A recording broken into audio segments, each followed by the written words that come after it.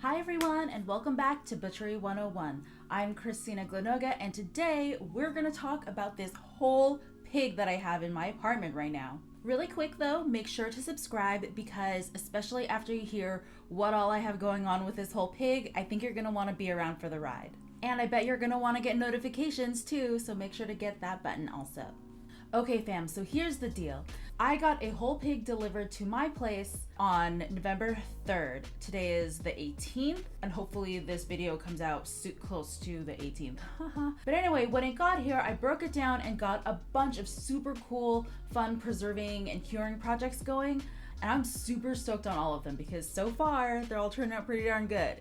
Again, seriously, you're gonna wanna hit subscribe and the notifications bell because this is going to be a long-term process. A lot of these projects will take up to a couple weeks, if not like hopefully 6 or 7 if I can really get them to go well. And yeah, I think you're gonna wanna be around for that. So today in this video, I wanna cover how I butchered the whole thing and what the current plans are. A lot of these projects, again, do take a lot of time, and so a lot of what we're going to cover today is just the start of these plans. So first of all, let's talk about that pig. The pig is from Heritage Meats in Rochester, Washington. Heritage is what's known as a cut and wrap operation, which means that they take whole carcasses, butcher them down into market cuts, package them in vacuum sealing or other packaging, and then deliver to commercial customers. They also have a little storefront at their shop where you can go in and buy some jerky and some frozen cuts and some smoked meats. Oh, also they do smoke meat, so that's pretty awesome. Pretty much if you ate at a meat-centric restaurant in the Seattle area over the last 10 to 20 years, you are likely eating stuff that came from Heritage Meats. And when we talk about supporting small local farmers and a local economy, especially as an alternative to industrial meats, and in food, businesses like Heritage Meats are absolutely necessary for that process. And so we're really glad that they're around, and I'm super stoked to have worked with them on this project. That said, I don't know how much exactly they really want to be dealing with special orders like mine. It's important that when we set out to support local businesses that we do so in a way that does not unintentionally cause more headaches for them. Intent versus impact is a huge concept that we all need to wrap our brains around. If you want to buy meat from them, one way that you can do it is to get in touch with a farmer that you know and trust who already works through Heritage Meats, and then let the professionals do their logistical thing to get you the meat that you want. This pig had what's called a hot weight of about 105 pounds. That means that just after slaughter, scald and scrape, and evisceration, while the animal is still hot from being alive, the slaughter folk weigh the carcass, and then that's what you end up paying for.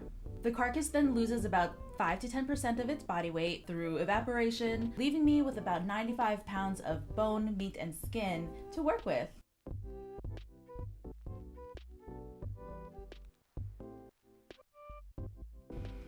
The first thing I like to do is take off the head. There are a lot of different methods out there, but the one that I like to use is to feel for the back of the skull and then cut straight up there.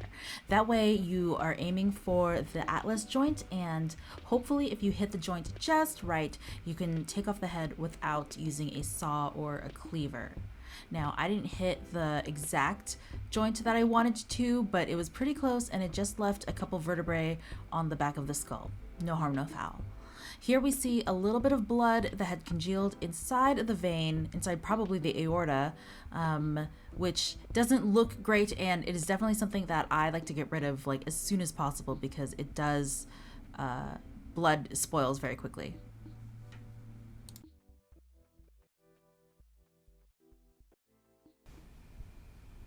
So, in this video, I'm taking the shoulder quarter off of the rest of the carcass.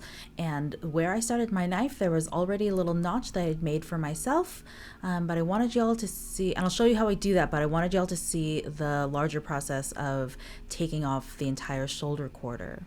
So you can see I am working around the spine using gravity. That's me pulling the shoulders off the edge of the table and utilizing gravity and leverage in order to separate the bones. And it's a pretty easy process once you get the hang of it. Just make sure to not drop your shoulder quarter, because that's bad news bears.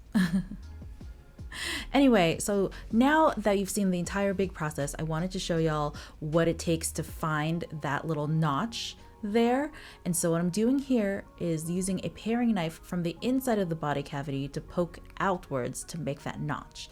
And I've counted up from the bottom of the rib cage to somewhere between ribs 8 or 9, and making again this little notch on both sides of the pig so that I know where to start the cut. It's also really important to use the paring knife on the inside, because that's the size knife that can make like sharp turns on the inside. Like you can flip that knife around on the inside of the body cavity, no problem. But here you're seeing me use a 6-inch boning knife that would not fit inside the body cavity of the shoulder quarter here. Obviously, the footage here is sped up quite a bit. I think I'm at like 3 times the regular speed. And so I want to let y'all know that there will be a long form version where I'm playing this recording in real time that Patreons get exclusive access to. So pay attention to the next 2 minutes where we break down what it is to be a Patreon of Butchery 101, and I do hope y'all join, because I'll be able to give much more in-depth commentary then.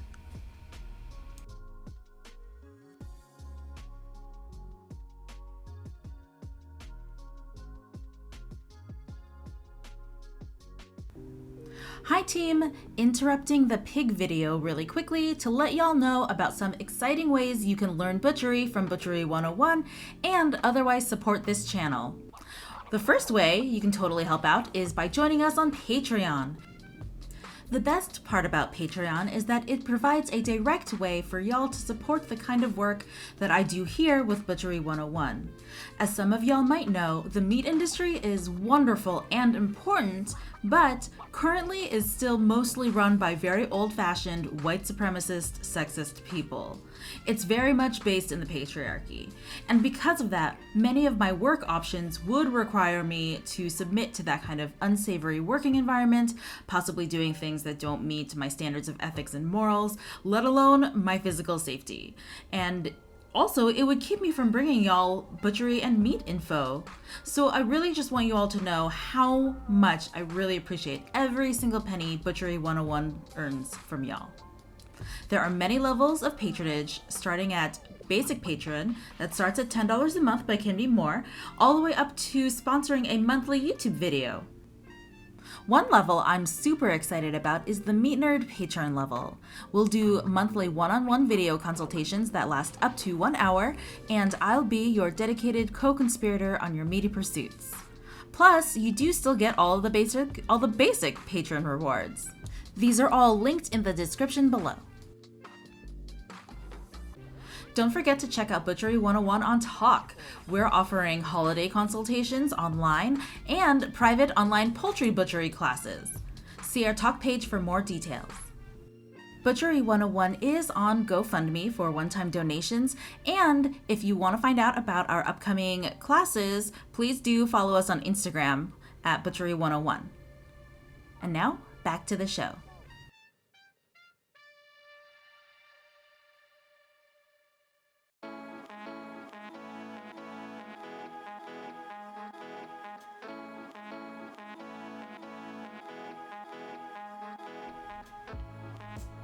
Here I am cleaning up the interior of the body cavity. This is all leaf lard and kidneys, and maybe a little bit of membrane that needs to come out, but it's mostly the leaf lard and the kidneys. Now, leaf lard is really, really lovely because it is, out of all the fat inside the pork, it has the least amount of porky flavor and the least amount of protein in it. So what you want to do with that stuff is either chop it up or grind it and then render it out. And then once it's cool, what you can use it for are your biscuits or your cakes or your pie crusts.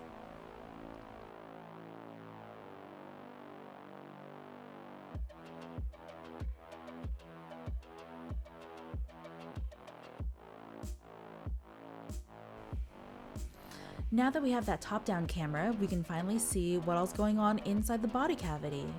So, like I said, we were taking out the kidneys and the leaf lard coming from the top.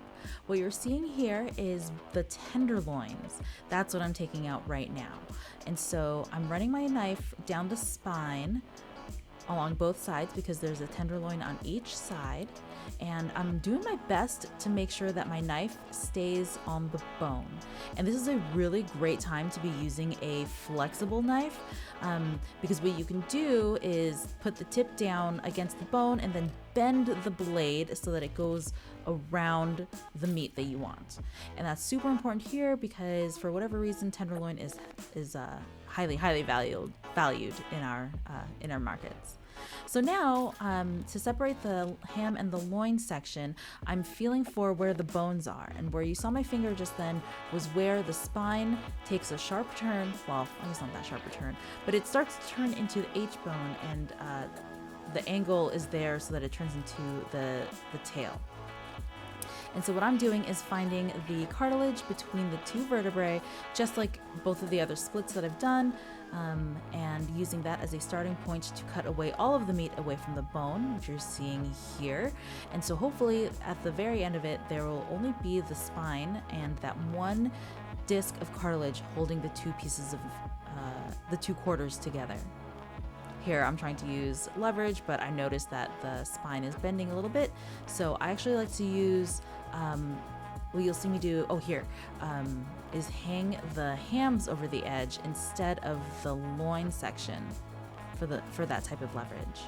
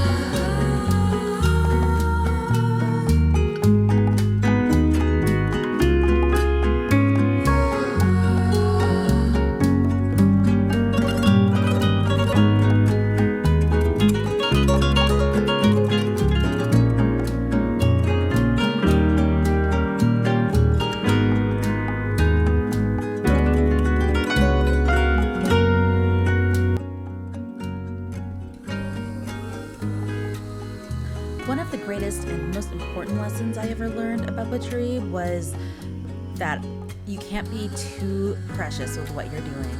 And so something that you'll see me doing here is using a lot of force to separate the two legs. And the reason that I'm doing that is because sometimes it is right to use your knife to get stuff to separate, but then also sometimes in order to open up certain cavities or just get a better vantage point as to what you're doing, and then also to help the muscles separate from the bones. It's really good to just use brute force sometimes to kind of encourage the meat to come away. And so you'll see me using the tip of my knife to guide the bones away from the meat, and then also I'm definitely using gravity and just kind of again brute force to separate the muscles. Here it is from another angle, and so you can see that I am keeping my knife right on the H-bone, as close to the H-bone as possible, so that the meat that comes away is going to be as smooth and intact as possible as it comes off.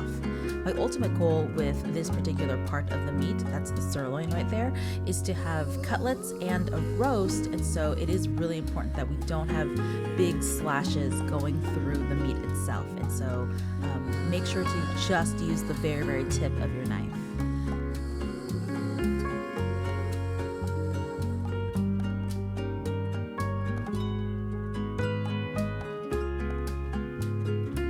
Now that we're doing the other ham, we're using the same principle in that I'm holding onto the bone and trying to separate it by just releasing the meat away from the bone with my knife, but making sure to put a lot of leverage on each piece of the meat.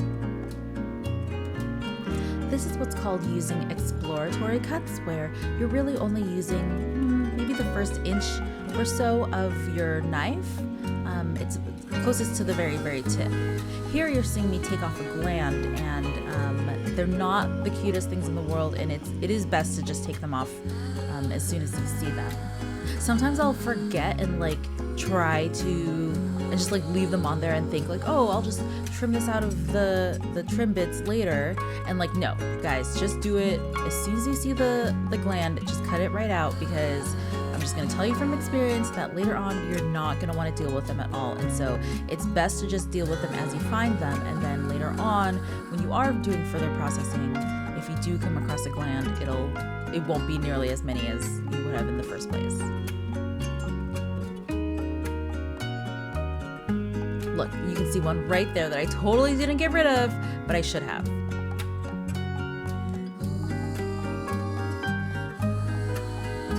Here it is from the side view, and I think it's really good to see it from the side because you can see that I'm really, with my left hand there, I really am pulling the H-bone away from the ham, and that is a huge help, and it's something that I feel like people don't really talk about a lot in their butchery tutorials, but utilizing gravity and leverage is one of the greatest skills you'll ever learn. That's the H-bone and the tail, which will both eventually turn into head cheese.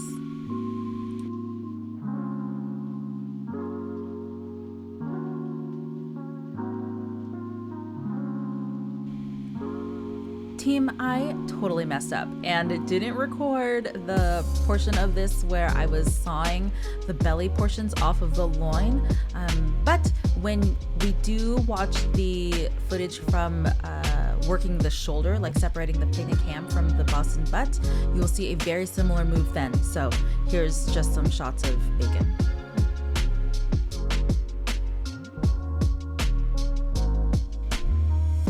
Finally, I wanted to share with y'all the process of planning where all of the meat went. This is a huge piece of whole animal butchery, which is that you need to know where all of your meat is going to go to before you even order the pig, and certainly before you start breaking it down. This is what's called a cut sheet, the thing that I'm writing out now, and that is when you go through each of the pieces of meat by quarter and decide what you're going to use them for. And so I like to start with a list of the pieces of meat that we're going to end up with. So that is the head, the shoulder quarter, the loin quarter, the bellies quarter, the hams, and also account for the trotters and bones. So I happen to know that the head is going to turn into head cheese, which I'm very excited for. It's a fantastic use up of the entire thing, plus a couple other bits that we'll see later. From the shoulders, I plan on acquiring 2 Boston butts, and then a few of these items I really want to try dry aging with. So you'll see that I'm going to freeze one of the Boston butts and then take 2 of the picnic hams and freeze them, but I'm also going to try dry aging one of the Boston butts, and I'm going to try dry aging the loin and all of the hams. I'm super excited to see how this turns out. Not a lot of people do dry aged pork, but I'm really excited to see how this turns out. So keep an eye out for my live streams, because twice a week I'm going to be checking up on those dry aging projects, in addition to updating y'all on the other projects that you see here. Now, as of the recording of this video, I've already made the head cheese and the bacon, and so keep an eye out on Instagram for updates on that. And otherwise, I hope to see y'all soon. Thanks so much to the Patreons who helped make this happen and provide so much support to this channel. I really, really appreciate you all. I couldn't do it without you. And yeah, thanks for watching. Hope y'all have a good one. Bye.